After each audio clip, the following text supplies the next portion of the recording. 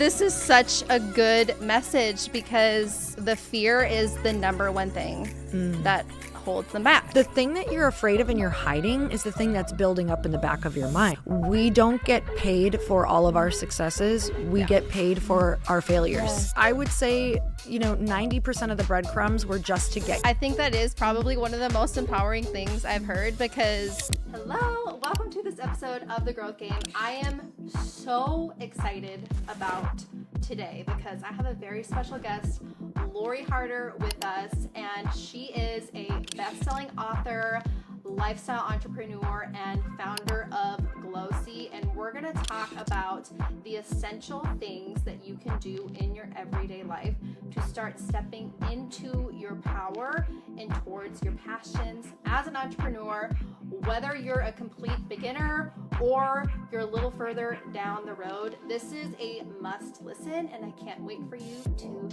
in. Hi, Lori. Welcome to The Growth Game. I'm so glad that you're here today. One of the reasons why I'm actually so excited to have you here today is because I am a Midwest girl. Yep. Just like you. Mm-hmm. And your podcast is one of the podcasts that I actually religiously listen to. Oh, I love hearing that. There's not a lot of podcasts that I do that with, but I've always loved yours because you're so down to earth. And I know for me in business, especially like in the earlier days, I was so afraid to show up because I felt like I had to show up in a certain way or I had to like be super professional. And I just love how you've always been so real and raw about your journey. So I'm so excited for my listeners to hear about your journey today. I'm so excited to be here. And we might by the end have some Midwest accents kicking. We'll see. Oh my gosh. I might draw it out of you a little bit. It tends to happen. I don't really hear it with you, so okay, well, we'll see. We might stay neutral. Good. That's good. We love a good Minnesota accent. Yes. We'll talk about casseroles. Yeah, right. A tater tot hot dish. Uh-huh. But okay, what I would love for everyone listening to hear is a little bit about like baby bird Lori, like in the beginning years of when you were just like thinking about starting your entrepreneur journey, because a lot of my listeners are kind of in that place where they're either they're like, I know I want more for my life. I know that I'm meant for more. I don't totally know what that looks like or what path to start on. And a lot of times that can like leave people feeling just totally stuck, right? And frozen. So I would love to hear about like your journey, like in those beginning days, like what got you just kind of going out of where you currently were at towards that path of entrepreneurship. It's a great question. And I feel like for me, mine wasn't necessarily chosen. Sure. A lot of people, you kind of start your journey because you're either like, you're supposed to be an entrepreneur or you start it because you're forced to do something that can bring in some more income. So I'm going to go back a little bit further to the beginning of just where I really didn't have huge visions for my life in the beginning because I grew up in a really small town. Like, I know that we have Minnesota in common, but I was raised in Upper Michigan in a really small town, like 3 hours from anything that even like resembled, a city. Yeah. And I remember we'd go school clothes shopping in Green Bay, Wisconsin, and I thought that was a metropolis. I was just like, this is insane, like elementary school. Yeah. So for me, I didn't even know what an entrepreneur was. That word had never crossed my mind. So as I got older, I was raised in a more restrictive religion. I just thought my whole life was going to be going door to door talking about the Bible and like getting a job that was made enough money to get by.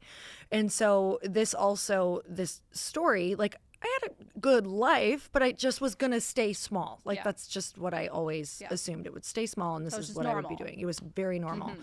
And so you can imagine with that too, there came a money story of like money is evil. You just need enough to get by, store up your treasures in heaven. I'm talking very biblical right now. Yeah. But that was my belief system. Yeah. So it wasn't until later on I started getting these really big feelings, like even as a teenager, that I was going to do more. I didn't know what that meant. I didn't know what that looked like. I just knew that when I watched women on TV who were doing like fitness things, or I would watch this thing like called Fitness America. Nobody really knew what it was, but I think it was on ESPN at the time or something. And they were super fit and they would tumble around and do these gymnastics things and win these fitness competitions. And I just remember whenever I would watch a gymnast or watch them, it's like I would feel like I was levitating. Like I would go from, you know, maybe feeling anxious or not a lot of energy in my life to like this feeling where I was just like, what is that? And I think that that came to me because I was in this family who was, you know, fairly like more anxious, a bit timid because of how, you know, just the like the environment that we were in, and also really struggled with our weight. Everyone in my family was really overweight, and the story in the family was we have bad genetics and this is just how we'll always be fat. That was just what was said, like that exact sentence my entire childhood. So I think when I would watch those women, it would just have that feeling of, if you look like that, you must feel confident. You must be able to create what you want and get what you want and just feel like people must want to be around you, like you must be popular, all the things. So this is what locks into my head as like a little kid.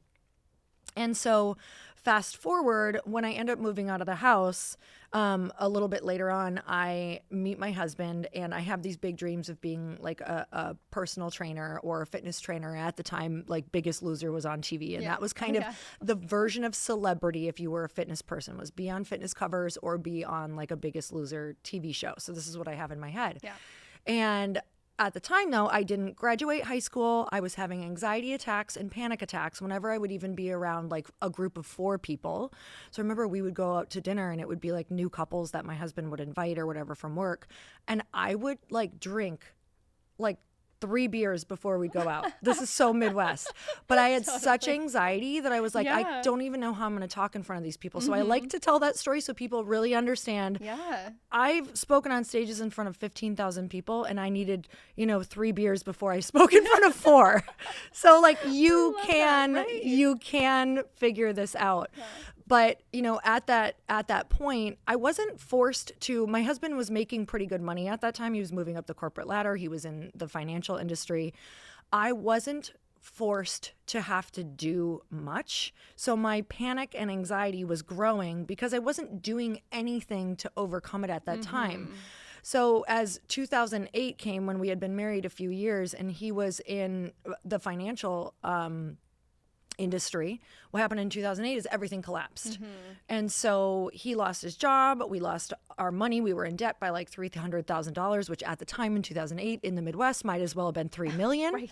I mean, it truly felt that way. And so at that point, you know, he couldn't just go get another job. The industry had collapsed. It was gone. So our backs were up against the wall. We had to borrow money from his parents even just to like get ourselves this small place in downtown Minneapolis. And I just had this moment where, you know, my parents had gone bankrupt when I was a teenager.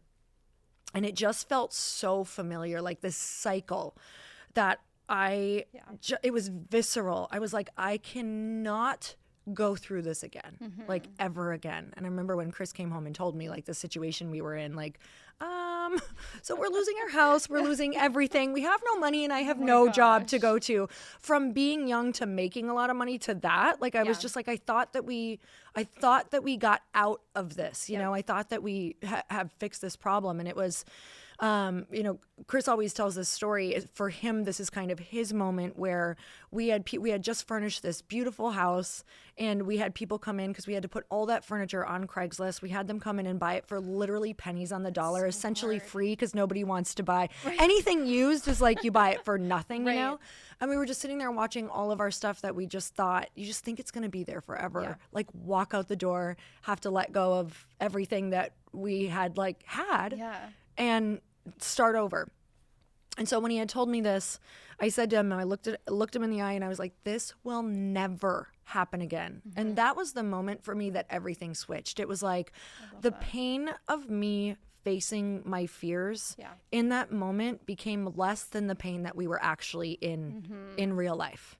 And so if you're in that place where you're like, I don't think it can get any lower, congratulations, because it's such a powerful place. Because I will tell you, as stakes get higher, it's we take less risks. We take less wanting to reinvent ourselves. We do less pivots. And let me tell you, in the business world, and if you really want to grow and scale, you will have to pivot. You will have to take risks. You will have to be willing to lose it all multiple times over.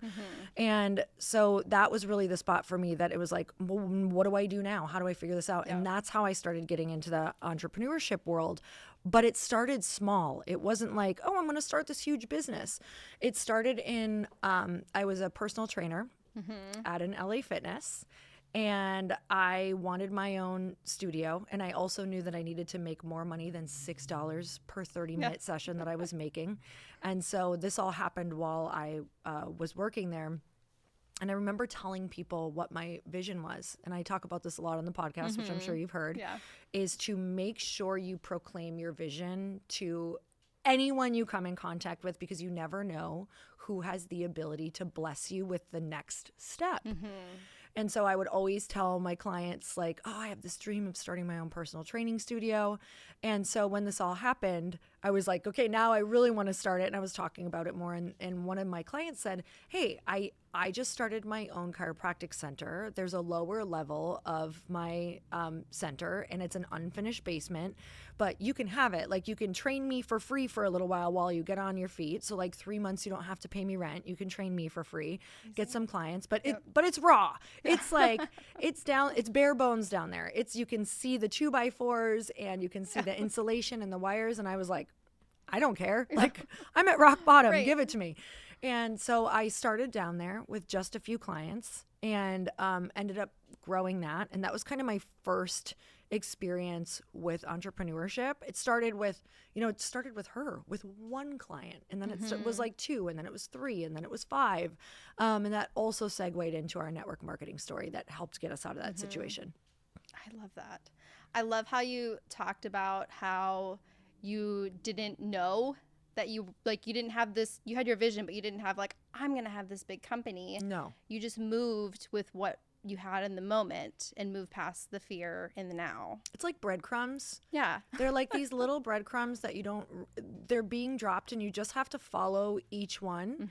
And I would say, 90% of the breadcrumbs were just to get you to move forward. They weren't the thing, because a lot of those will fail. Like you'll be like, oh, I wasted so much time, but each one has a learning lesson that you're taking to the bigger breadcrumb. Totally. And I think that for a lot of people listening, like maybe they're in that spot right now where they're like picking up the breadcrumbs or trying to figure out like, what is the next thing for me? Or they're just trying to get in that space of overcoming the fear.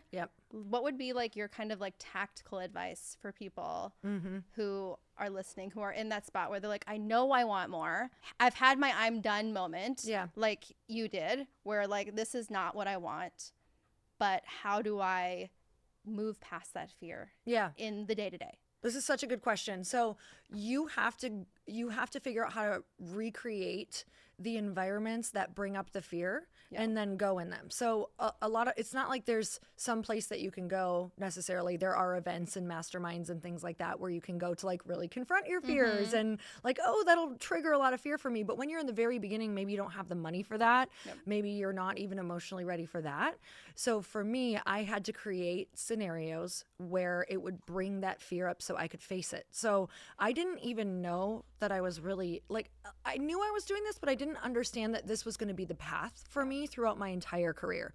So you can't overcome the fear until you actually put yourself in the scenario to experience it. So I would put together dinners with like 4 women that I wouldn't really know, but maybe they were kind of interested in fitness. Maybe one I would meet at the gym. Maybe one was another friend of that woman. And I knew that maybe they had goals as well. And I was like, hey, I want to put together a dinner. I'm just going to facilitate it. Like, we'll go around and, I'll ask some questions so that we can all answer it, get to know each other, see how maybe we could support each other. That brought up so much fear for me, standing up in front of those 4 women to even be like, hey, here's what we're going to do. I'm going to take control of this dinner and facilitate it. I remember the first one was at my house. Like, I had it at my house. It was in my little like 1-bedroom condo. And it was like crazy nerve-wracking for me. I felt sick the whole time before I even stood up and said, okay, here's what we're going to do, you know? And so those were the first experiences where I was recreating what would help me face it. And so when that was done and they said they loved it, I was like, wait, okay, let's kind of continue doing this. And then I would, then I had my studio. So I would say, hey, let's get some women together for like a women's like 2-hour, maybe it was like empowerment talk, and we'd all go around and we'd share. And that would make me so insanely nervous. And the more that I did that, the more I was like, okay, so the nerves weren't necessarily going away from me. That's what I want everyone to hear. Yes. But what was happening is my trust was building in myself that I could get through it. So even though I would get a wave of like, I'm going to pass out, I was like, well, I didn't pass out last time. And here's the other thing. I learned when you call out the elephant in the room right away, there's actual, like, this is tried and true. This is what you should do. This is like therapy stuff from other people who I've worked with. They're like, therapy stuff. You like that? It's like #therapy stuff. Okay. I'm really smart stuff over here. So they would say, like, just call it, the thing that you're afraid of and you're hiding is the thing that's building up in the back of your mind. So they were like, if you just don't hide it, and you say what you're afraid of, you actually, not only the fear subsides, but what happens is you relate on an entirely new level with the people that you're with in that moment. And I think that from the beginning, because I did that, I mean, I would love to hear your experience of me, but most people say like you're so approachable and you keep it really real. Yes. That has been for me. Like, it just happens to be like such a blessing that I get to connect with people in that way. But that has always been because I have had to go into rooms and say, oh yeah, like, I love doing this, but it makes me really nervous. So like if I take a second, or if you, like, if I need a minute and I tell you or I say it, it's because like that's how I get over it. And so whether I'm on a really huge stage or whether I'm facilitating in that small group, I'm going to say, hey guys, you know, this is like my dream, but it also makes me really nervous. So like, bear with me, and then I move on. And there's something about that, that for everyone listening, it's magical. It's like pure magic. So like, say it, name it. Name it, recreate the rooms where you are experiencing that. And you know, this is so crazy. I talked to my friend who is she's a professional speaker. She speaks on stages of anywhere from 3,000 to 10,000 people, usually twice a week. So I went out to dinner with her, and she was telling me how she had 2 weeks off where she wasn't doing this. And she goes, oh my God, I just spoke and I had 2 weeks off in between. She goes, I was so nervous and rusty. I go, you were nervous and rusty? She goes, Lori, you have to stay in it every week or all of that fear comes back. I go, you speak on hundreds of stages a year, and in 2 weeks time, you get nervous again? And she's like, you have to stay in the game. And I was like, that's the most empowering thing I've ever heard. So when people go and try scary things once a month, I'm like, oh honey, that's not enough. Like, you need to learn to recreate this, whether it's a podcast or whether it's these dinners or whether it's doing lives. This is why we have a friend, Jen Gottlieb, who does a live every single day. And she's always up on stages. It's her career, and she doesn't get rusty because she does her lives every day. And she doesn't really get nervous anymore because she does her lives every day.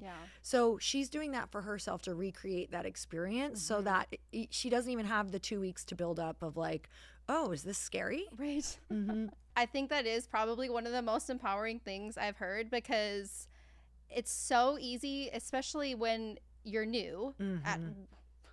Whenever, like, for beginner business owners, you're new, but like, to know that everyone deals with that, it just like brings everyone down on the same level, and kind of like brings down like the veil, I guess, kind of like, or just like the lie that you have to have it all together, and that everyone is expecting you to have it all together. I know for me, like when I first started my business, because mine's mostly social media based, I was like scared out of my mind to show up on social media. And like, I like remember the first time I made a reel, and I was like so nervous, right? Yeah, totally. But like, even like when you were talking about how you like did your dinner with like the 4 ladies, that was like, me when I like hosted my first class. Yes, totally. And I had like 3 women show up on Zoom, you know, but I was so nervous. Sometimes less is more nerve-wracking. Yes. It's like, so just remember, if you're feeling really nervous for less, it's like, it's because that attention feels so focused on you, where when there's more, it's like, oh, there's like more other things to focus on. It's true. That's so true. But like, that's how I felt. Like I was so scared, but the more that I did it, the easier it got. I love to tell people when they're new, like they have a relatability factor that people who are really seasoned don't get the benefit of. So Kayla and I, who is our friend who connected us, Kayla Kraft and I were in a company together where I remember you would see all of these really powerful women on stage in network marketing. And when we first started bringing our team, there was a woman in particular who was so polished, like so polished up there. Everyone would kind of like, she would just drop like scientific facts left and right and numbers, and like she's just a brilliant genius human. And while we would all get a different form of inspiration from her, some people, including myself, would say after that, we'd be like, well, we're never going to be able to get up there because I will never be able to do it like that. And so that's why it's really important for people in the beginning to realize that they actually have such a power, like a powerful factor of when we would start to see people, what they do at those events is they also bring people in who are new. And they do all of this for a reason, where the new person who's there, they're talking to everyone going, what am I doing? Why would they ever put me up here? I feel so bad. I'm going after this person. I feel so stupid. Where what they don't realize is happening is all the people in the audience are going, oh my God. Oh, okay. I can relate to her. I can do that. She's in her first 6 months or her first year, where they have the power to be able to move people into action faster than the really seasoned person. So someone was just asking me the other day, they're like, hey, I'm the new person in this event where I've never spoken on a stage like this. I'm freaking out. I'm like, you actually are going to be the most relatable person to the audience. Don't forget it. I was like, you're going to be the one who empowers them to get up there and do it faster, because the other people just seem way too far away. They're going to get the inspiration of the stories and the where they can go. But like you get to do some of the big work of getting them into the fast action. That's so good. It's almost like a superpower. It's a that superpower. You have as being a beginner. To tell them where you're at and say, I feel just like you inside of my body right now. Like I want you all to viscerally think of being on the stage. Does it make you nervous? Yes, that's how I feel right now, but I'm doing it, which means you could too. Yeah. Oh, that's so good. Okay, everyone who's listening to this right now, like, this is such a good message, because with the women that I've coached and that I work with and the women that listen to my podcast, like the fear is the number one thing that holds them back. Because it's like, what are people going to think about me? What if I fail? What if people see me fail? And what if it doesn't work out? And what are people going to think about me if I try something and I fail at it? And so that's such a good reminder to see it as. We were just talking about this at the event Kayla and I spoke at, and you know, because every room that we're in is this same thing. Like we're all afraid to start. We all have anxiety. We're all afraid to fail. We're afraid to get canceled. We're afraid of like our family thinking that we're foolish. We're afraid of being made fun of. Whatever it is, we're afraid of the comments that are going to come with it. People are listening to you on this podcast because they want to do something big. You also want to do even bigger things in your life. And I would have to say, like, the thing that everyone is going to in the future get paid for, or the thing that they're going to coach on, they have to experience and go through. Like they have to feel that fear. They have to feel that anxiety. They have to fail. Like, we don't get paid for all of our successes. We get paid for our failures. And the fact that we can tell people, hey, I failed in this area. Here's where I'm going to save you. That's why they end up working with you and paying you. Is not because like, oh yeah, no, I haven't failed at all. It's, hey, here's where I failed. Here's where I lost $1 million. Here's where, like, I did that for you, so I could guide you to not do that. That's why we bring in, you know, my husband's building this huge app right now, and he's spending so much money on people who have sold their tech companies before. They're not saying, hey, this thing over here was a huge success. You know what the main things that he's paying them for is, where did you spend all of your money and fail? Like, okay, don't do that. You're about to go down that road. Don't go, because we went there and we lost all this money and we worked with this person. It was bad. And, try this instead. And so it's like this crazy moment when you realize you're getting paid for the failures you went through. And most people ask me about like the pivots I've gone through. And those, to me, like a lot of them felt like failures in it. And that just happens to be the thing that everybody wants to talk to me about, is so that they know how to fail. Yeah, that's so true though, because you've been through so many pivots in your journey, doing all kinds of different things. And it is so easy to feel like when you're in a pivot that it's a failure, or because sometimes we don't choose the pivots. No. Right? Sometimes it's just things don't work out the way we wanted to, and so we're almost forced to pivot. Yep. But a lot of times there's blessing in that. Every time. Yeah.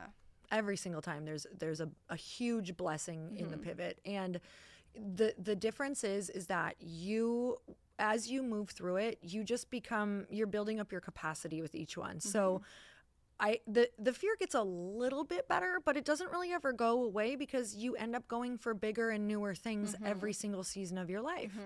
So you just, like I said, you start to build trust and confidence in yourself within that, and your capacity builds. Yeah.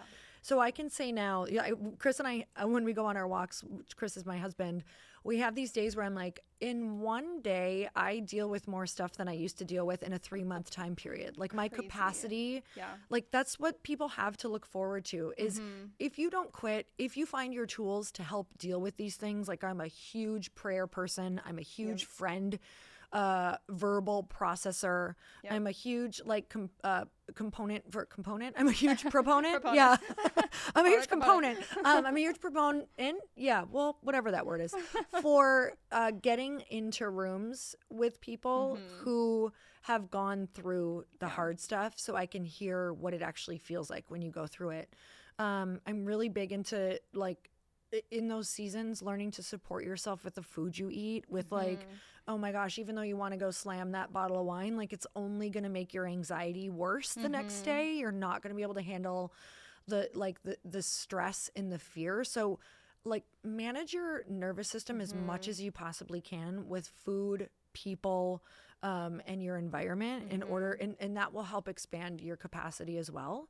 And just really know the challenge is being delivered to you so that you can expand into the person who can hold what comes with the blessings.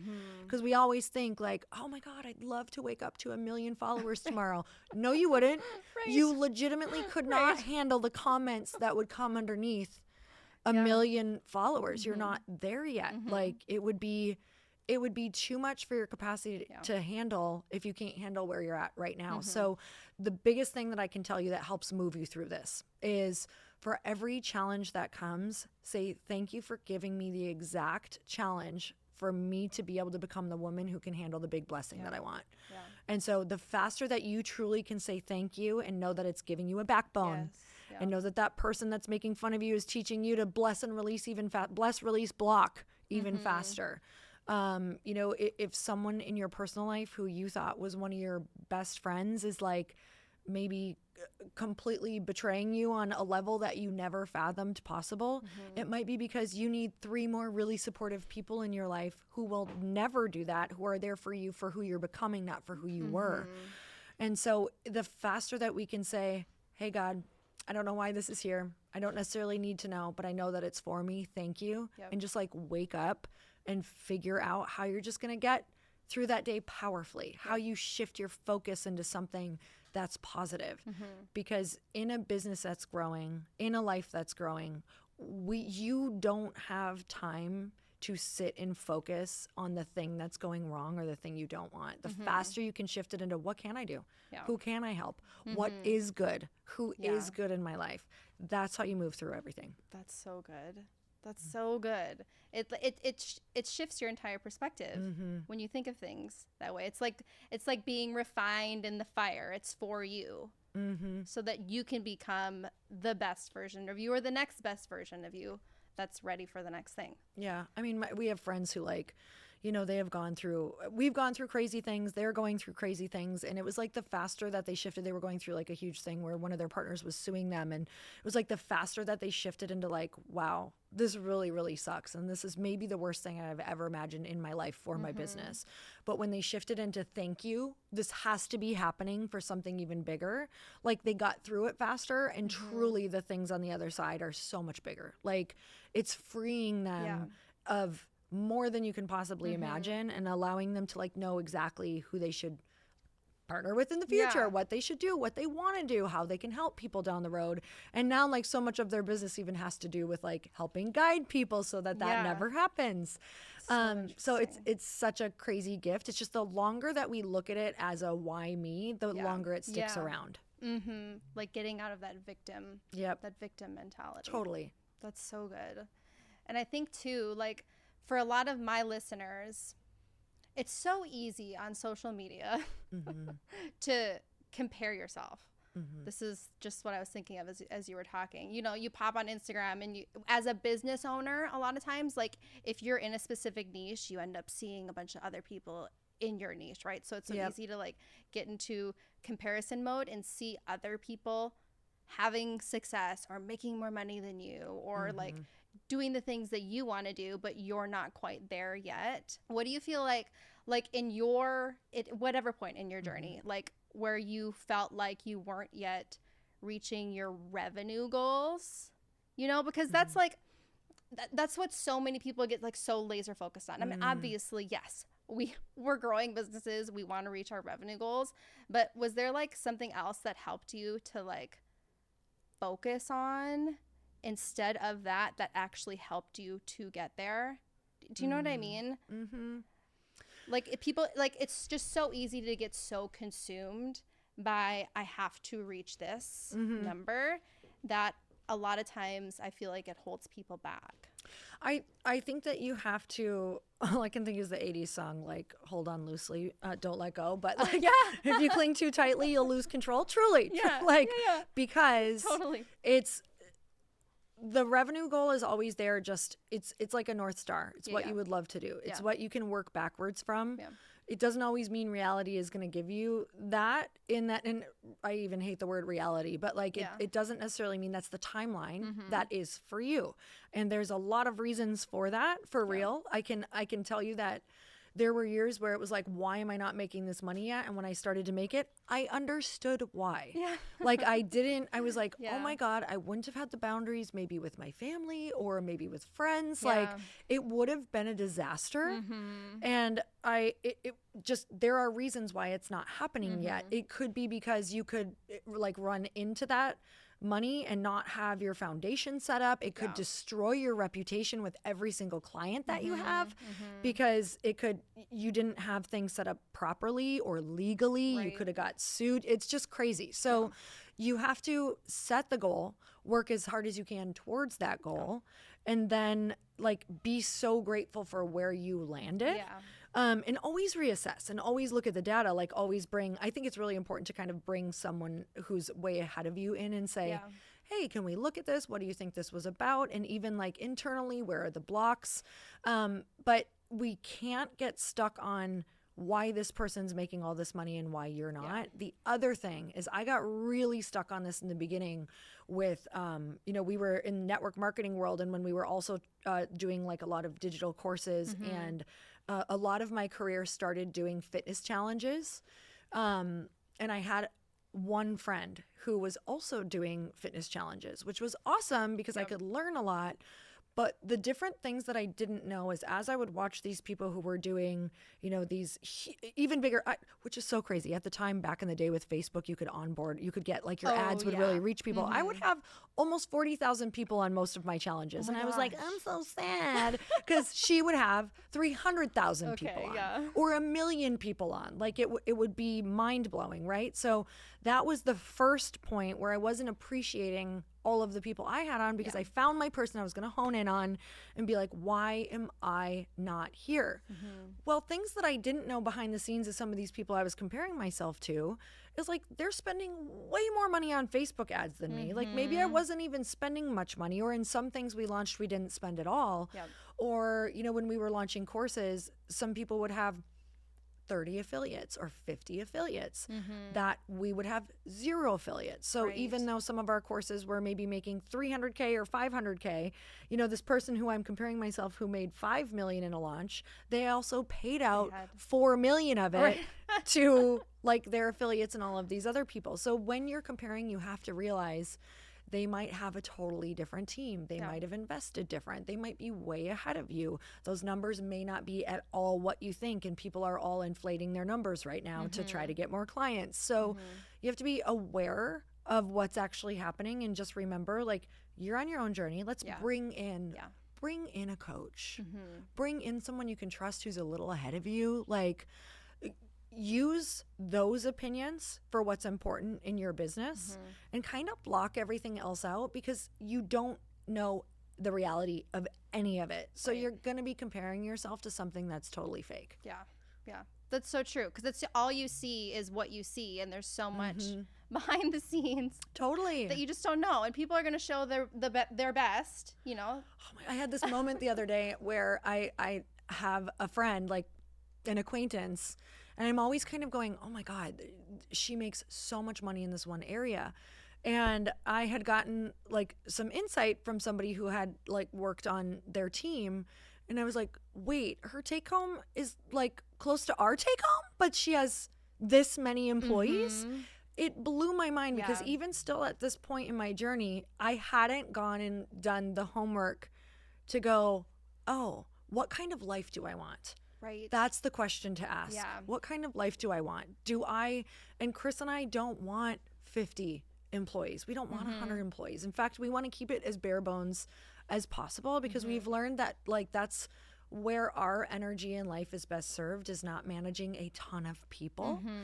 So I think it's that moment of, okay, sure, you could totally make that number if you want to make, even more money or vanity numbers, but let's really look at what what they're paying all of their people and what their day-to-day life looks like. And so that's taught me on my journey to just dig deeper, but also get really clear on, what do I want my everyday to look like? Do I want to be managing people, or am I a creative? And that's a very different feeling in your life if you're more of a creative and you want to work with smaller groups, or you want to be out there doing the creative and the reels and the writing and the connecting with people. Once you become a manager of people like that, that all goes away. It's so different. You don't get any time to do that. And so you wake up in a position where you're like, I built this monster that I literally don't love anymore. How do I get rid of it? And you realize you might be going back to your original plan. Yeah, right. Yeah. I think that's such a cool thing about entrepreneurship, is that you can create the business that you want, and you get to define success for yourself. So like, for everyone who's listening, I would just encourage everyone to really lean into that. Like, what do you want your daily life to look like? Is it getting up and having slow mornings with your kids and doing a little bit of work while they're at school?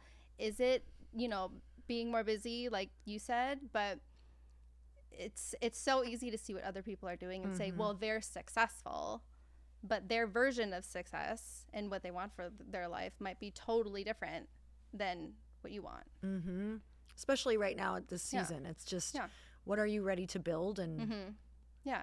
I mean, I remember when I first started my very first business, like, I was like, if I could pay for groceries, my life would be totally that was changed. so me. Yes. I literally said, if I can buy the organic cottage cheese, I'm like, I will be so happy. And not care, like, not look at the grocery bill. Just whatever I wanted. Right. Just go and put whatever you want in your cart. But like, that was my definition of success, like, at that season. And I feel like it changes and it evolves. For obviously, sure changes, as you grow. And like, for me, I have kids, so like my priorities change with the kids. But even like when I started with my kids, it was like, oh my gosh, if we could send them to like this school, like, that would be so amazing. And it's just so cool to see how, as you put in the work, but also as you stay true to yourself and your vision for your life, how like God just shows up, for sure, in the most amazing ways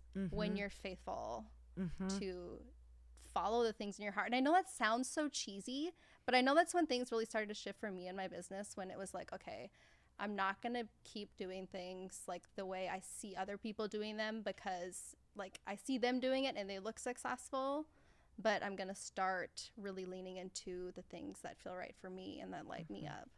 And, you know, you said something there, like, it sounds cheesy how it's just like you kind of lean in and you trust and you have faith and you keep going and God will show up. Like, the more that you look for the miracle every day and the little, like, moments where he does show up and acknowledge them, the more you get of those. And that's just like the life I want to live, is the life knowing that there are miracles every single day. But without acknowledgement, you just feel like you're constantly striving. And like, I can tell you, you know, I've been building businesses for a while now. There's no finish line, and there's no like, oh my God, I made it. It's the weirdest thing, because you start hanging around people who are more successful, and you start, you know, you realize there's a whole new world of things to desire, and a whole new world of things for your kids to desire, and a whole new world of experiences to desire with each level. And so it's like, at the end of the day, if you can become a person who just falls in love with like, oh my God, I love the fact that my family gets to eat dinner around the table. I love the fact that, you know, I know with Chase and Kayla, like they are obsessed with their pizza maker, and I love that. I'm like, I just want to be a pizza maker family who like makes pizza together on a Friday night. Like those moments when you get the experiences together and you're not stressed out because you know you have some money, and like those are the miracle moments. And so the more that you can like have a practice around seeing them. So Chris and I we do a couple practices that have changed our lives. We do in the morning something called the Power 9, which this would be great to do with like partners, families. Some of my friends who even don't have partners, they'll like text it to a friend or they'll write it in a journal. It's 3 things you're grateful for, 3 things you're excited about, and 3 things you're manifesting, or 3 things that you want in your life. And then at night, we do 3 wins of the day. So whenever I've asked people like who are successful or have these great families that I'm like, oh my God, if I ever have a family, that's how I want to be with my kids. Like their kids like them, like their teenagers like want to go on vacation with them. How do you do that? When I ask them that question, because I ask that question all of the time to people, and they're like, we have an actual practice where every single day, like at the dinner table or in the morning, we have a set of questions that we do, or a lot of people do like the rose and the thorn, or whatever, the good and the bad. And it keeps everyone connected, and you know what's good, what's bad, what's hard, how can I support them, what felt like a win, what didn't. And these are like vital for those moments of connecting, but also like knowing what's going on in your family's life and keeping people together. That's so good. Okay, one more thing I actually wanted to ask you about is, how big of a role do you feel like community has played in your journey? Because I know for a lot of my students, some of them have support from family members and friends. Some of them don't at all, and it can feel super lonely. So there's the element of, you know, intentionally putting yourself, like you said earlier, in places where you can have that community. I have a community of women that I've started to grow, and it's been such an amazing place, and it's so great for to have a place where women can connect and support each other. And I've like seen such a difference in my life from intentionally building those connections, because I didn't have them in my personal life, you know, aside from like my husband's always been my biggest cheerleader, but like once I started on the entrepreneur journey, it was like a lot of my friends like were like, I don't relate to this, or I don't like relate to you. We're still friends, but I had to intentionally put myself like around people who were going where I was going, or kind of had the same like desires that I had. How big of a role has that played for you? It's been everything in what I've done. You know, your level of connection to a positive, supportive community is your comeback rate. So they determine your comeback rate, which means the rate in which you come back from a failure. And when you're on this journey of going towards anything bigger than you currently are right now, you will need someone who will kick you back in the game. It's why there's a coach. Otherwise, what would happen is, you know, you're out on the field and you're sucking, and no one is there to tell you what you did wrong, how to get back in the game. What's the thing that they say in, like, one of the biggest things that they say in sports is to have a short memory. Like, here's the deal. Like, yes, you just failed. Get back in there. That's so good. Even though you failed, like that was amazing that you failed. Like that's how we learn, get back in the game. And so with community, what's always happened for me is on things that would normally take me out, like take me down. Yeah. Let's say in the beginning, I put out a program and someone was like, this wasn't worth the money. This sucks. Like I remember someone when I had my gym, here's the deal, you guys. When you put something big out there, you will, like in the beginning, you will get some of your biggest tests, like immediately, like maybe on the same day, like maybe on the same day, most often in the same week, or for sure in the same month. Yeah. So I don't want this to scare you, but it's always because it's like, okay, this is so great you did this, but now we got to do more. Let's see if you can kind of start building up a backbone. Or I also believe it's so you start to really know if you believe in the thing you're doing. Because what would happen is if I put out a course in something that I really believe in, but someone says, yeah, you're too expensive and this sucked. Do I really believe in it? That's the only way to know and find out if you truly believe in this and say, you know what, I know what I'm doing is helping.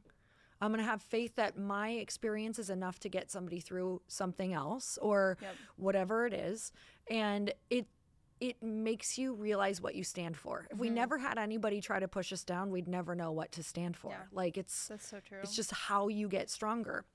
And so in the beginning, you're going to get those people who are going to do that. So with community, what happens is something that would have taken me down in the past is now like I have a girlfriend now who's like, are you kidding me? That troll? Like, like totally. This happens all the time. Oh my God, this is amazing. Congratulations. You're getting your first haters. This is so exciting. Like, you made the big time. Get back in there. Forget about it. Block, delete. Like, and then in the beginning, it might be an hour later, you're starting to feel okay, or maybe a day later. But like now, it's like 30 seconds. Yeah. Like it's pretty fast, depending upon how big that level of thing is. Yep. That's so good. I love that. And it's exactly what it's been for me when I think about community. It's like having, even if it's just a place to go back to and be like, ugh. Yeah. Like, this sucked. Totally. Or, oh, this really stunk. Oh, that's what I really use it for. Yes. I'm like, I need to vent. I need to swear a lot right now, and then we'll be done. But it's true because normally, like, you would let those things bring you down.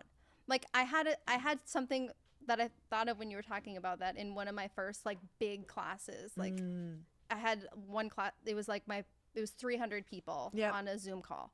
And I was like, oh my gosh, okay, this is a lot more than 3 people. Yeah. And so I was so nervous. Yeah. And immediately after the call, it was like this whole thing where my husband took the kids out, like to be out of the house. Totally. So that it was quiet. Yeah. And it ended up going long because I did Q&A. And they locked themselves out of the house.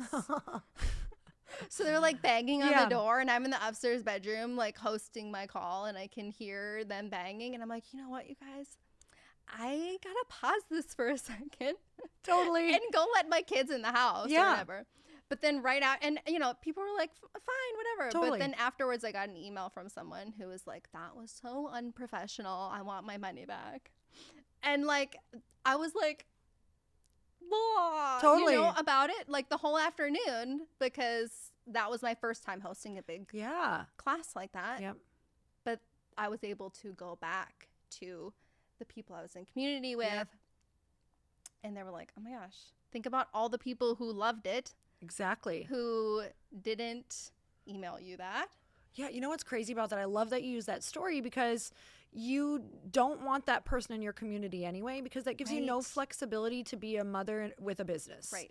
Or like anyone with a business. So I have 2 sheepadoodles, and I let people know, I'm like, hey, if they interrupt, I'll be 15 to 30 seconds. Like, we'll figure it out. And everyone is like, great, I have dogs. I was scared they were going to interrupt or whatever, like whatever that is. So it's actually a blessing to get those people out of your community. That's because if there's zero grace on a call that went over, that you over delivered on, like, we do not want that person anyway, nor does that ever show anyone that they can ever make a mistake. That's not the type of business I want. That's not the type of woman I want to be in the world. Yeah. And so that's someone who is stuck because he can't give herself any grace. And is so in fear. This is why people don't get started, you guys, is because they're holding people to such ridiculous standards that if you hold yourself to that and you fail publicly, she would never come back from that. Yeah. And so I love that you got that email and that you decided, look at what it made you realize. Yeah. It made you make a decision about, was it okay or not? What type of person am I going to be? Like, what permission am I going to give to my community? Yeah. And so in all honesty, like, because I'm very just like, I want to be myself at all of my events. Yeah. And so whatever I talk about or whatever happens, like, I put in all of my sales copy, like I put a swear word in. And I do that for a reason. It's you. Because if I'm going to do it on a stage or in a room and you're not going to like it, I don't want you in that room. So I'm going to show you from the beginning who I am so that I attract, like I repel who hates that. Yeah. And I'll get people who write me about the sales copy and I'm like, perfect. I'm so glad you didn't buy a ticket. Not my person. Thank you so much.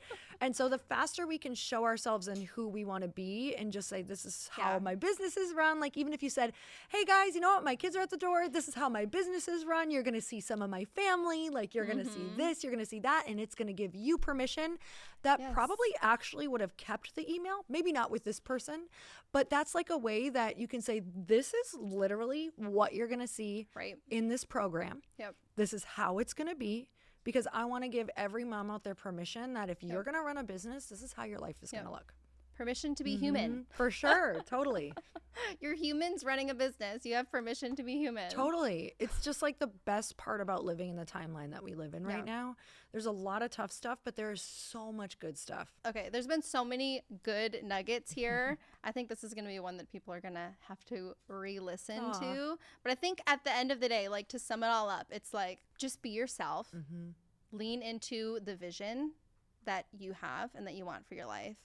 And be intentional about moving through your fears. I mean, those are the three big things that I took away from this conversation. Well, this was so much fun. Thank you for having me on. Thank you so much for having me. And tell me really quick, where can everyone find you? What do you have going on right now? I know that you have Glossy, which is an amazing product. And we were just drinking some of it. We were. Right before. I said it's amazing. It tastes so good.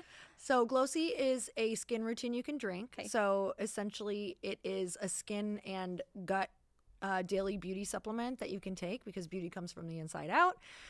It's all about glowing from the inside out, feeling lighter, feeling less bloated.